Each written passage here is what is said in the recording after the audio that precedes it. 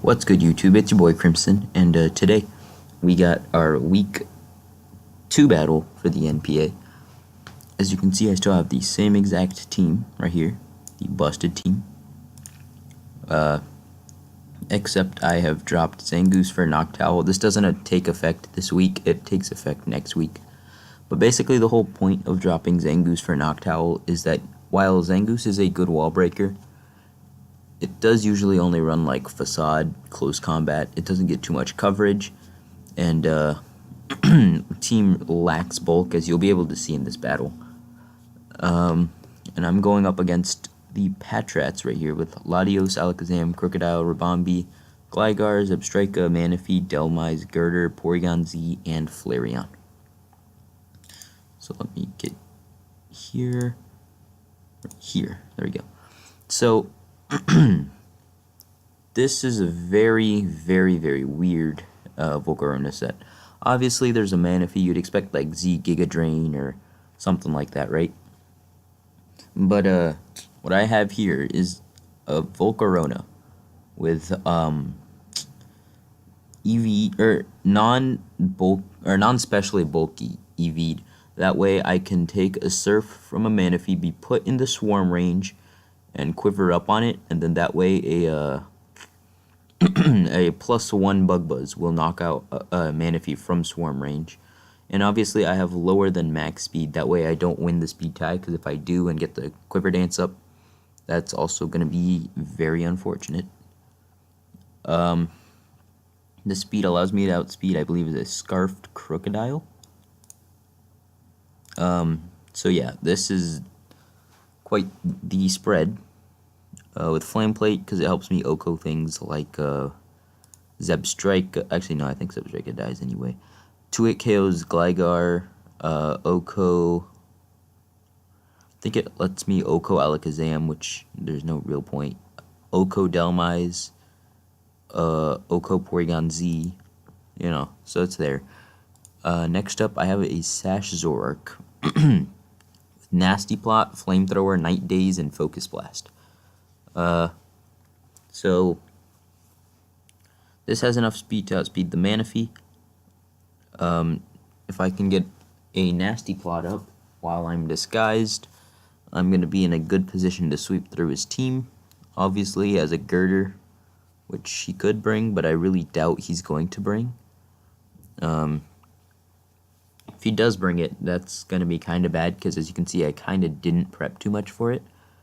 As you'll see with some of my later mons, especially Starmie and Medicham. So yeah, this doesn't really have coverage to hit it, and it has Mach Punch and other strong moves to hit me. Like, I could have ran the extra sensory, but no point, because again, I didn't really expect it. So next up is the mon I'm going to disguise Zoroark as, which is a Scarf Gengar with Destiny Bond, Focus Blast, Shadow Ball, and Sledge Wave. Now, I don't think this was my EV spread. Actually, yes it was. It was also there to outspeed the Scarf Crocodile, since I was fairly certain Scarf Latios was not going to come. And even if it was, no point risking the speed tie. I don't know. I just don't like speed creeping to speed ties, although I will do it occasionally. So yeah, Scarf with Focus Blast, Shadow Ball, Destiny Bond, Sludge Wave. This doesn't really touch a Violet Girder too well.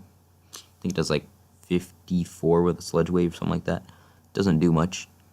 And obviously it OHKOs me with a knockoff or whatever it clicks, really. So yeah, here's my only bulky mon for the week. It's a Leftovers Sap Sipper, specially bulky Miltank with Milk Drink, Ice Punch, Stealth Rocks, and T-Wave. So the point of this Miltank was actually to, I believe, live a Draco on Switch in, live a Draco into Psyshock on Switch in, I believe, is what this Miltank did. And it's a doozy. Like, it's like a kind of a roll, but it's heavily in my favor. So even if it does happen, like, I'm fairly certain Miltank's just a very good situation to eat it. Hold up, I will show you the calcs, just in case. 252. That.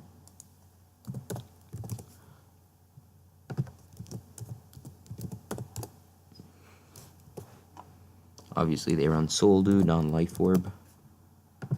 But it could be Life Orb, so I don't know. I calced for Soldu. So as you can see, 58 to 68. And then at -2, I'll eat another Draco. Obviously, if he Psyshocks and then Dracos, I think with the spread I still ate that, but I'm not too sure. 38 to 44. No, I did not. Okay. So, yeah. Obviously, I didn't eat Psyshock into Draco. If he was Psychic, then I definitely did. Oh, no, I didn't. Psych. I forgot how much more physically bulky it is. So, yeah, this was meant to switch into a Draco, take any one hit, and then either paralyze it or, like, more so milk drink up on it first. And then, like, maybe get rocks up, paralyze it, ice punch it, something like that. You know, good support for the team, because after rocks, a lot of things get, like, bodied by Mega Medicham. So next up, we have a Starmie here, and, oh, there we go. There's the logo, or there's the sprite, I mean. So Starmie's here. Starmie is almost a necessary bring every time I bring Volcarona, but it's not necessary. Like, I could just lead off with it sometimes, which, could come into fruition. But, I didn't have the intentions of leading off with it, especially if I saw Mons like, what is it? Mons like Gligar, Crocodile. I think those are his most likely leads in this matchup. Maybe just to toss up some rocks, maybe U-turn out, gain momentum. So, yeah, I have T-Bolt, Rapid Spin, Scald, Ice Beam on this set, with enough speed to outspeed a Latios. Obviously I don't OHKO it, but I believe I should 2-hit KO it. And last but not least, I have a Fake Out, Bullet Punch, High Jump Kick, Ice Punch set. I believe this is the exact same Mega Medicham set I had last week. Still can't afford to be adamant, because if anything, I'd really like to win speed ties with that Manaphy. And also outspeed a Crocodile that isn't Scarfed. So anyway, it's time to get into the battle. That was the team builder. If you guys enjoy, hit that like button. So, as you can see, hold up, I need to switch sides. I'm stupid. There you go. Go back. Go back. Reset. Okay. As you can see, he brought a really weird team.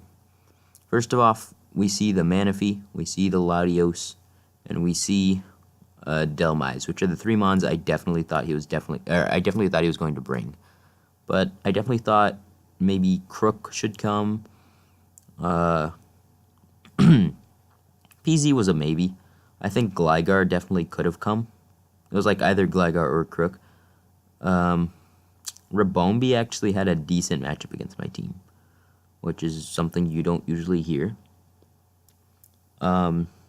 Also, Girder, yeah. Girder I should have expected, and he does actually bring it. But I don't know, it was low tier kind of pick. I didn't really see the purpose for trying to predict something like that. But he does bring it, so I'm going to have to play around it, because I didn't bring Psychic Stab on either of my 2 Psychic mons that I brought this week.